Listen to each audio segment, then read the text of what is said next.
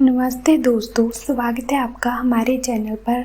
अगर आप पहली बार हमारे चैनल पर आए हैं तो चैनल को सब्सक्राइब करें और वीडियो अच्छी लगे तो लाइक और शेयर करना ना भूलें। आज मैं आपको सुनाने जा रही हूँ भोलेनाथ और सच्चे भक्त की कथा। चलो शुरू करते हैं भोलेनाथ और नंदू ग्वाले की कथा।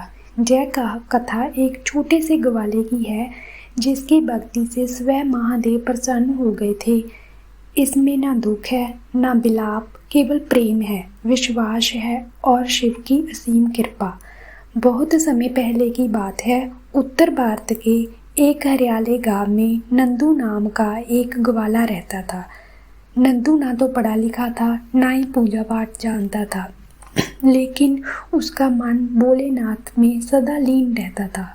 हर सुबह वह अपनी गाय को चराते समय एक बड़ा सा पीपल का पत्ता तोड़ता और उस पर जल भरकर नज़दीक की किसी भी शिवलिंग पर चढ़ा देता। ना उसे कोई मंत्र आता था, ना ही उसे कोई विधि। बस भोलेनाथ से वह कहता था, भोले बाबा, यह जल और मेरी भक्ति स्वीकार करो। गाँव के पंडित उसे ताने देते, ऐसे पूजा नहीं होती, तुम्हें कुछ नहीं आता। लेकिन नंदू बस मुस्कुरा देता और कहता, भोलेनाथ मेरे मन की बात जानते हैं। एक दिन गांव में नया महंत आया। वह बहुत ज्ञानी था और साथ में वह महंत घमंडी भी था।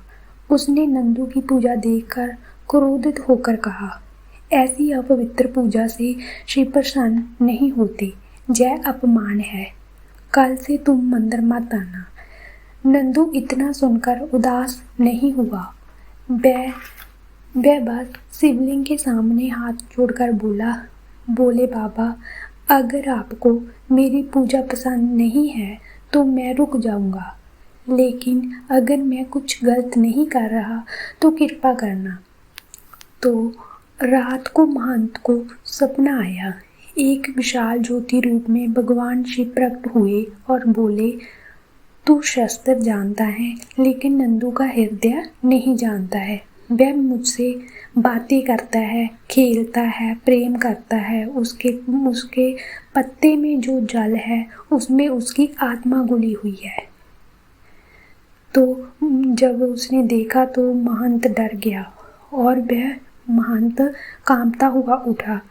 सुबह वह दौड़ता हुआ नंदू के पास गया, उसके चरणों में गिर पड़ा और कहने लगा, मुझे क्षमा करो, तुम्हारी भक्ति सच्ची है। नंदू की भक्ति पूरे गांव में प्रसिद्ध हो गई। लोग अब विधि से अधिक भाव और प्यार पर ध्यान देने लगे।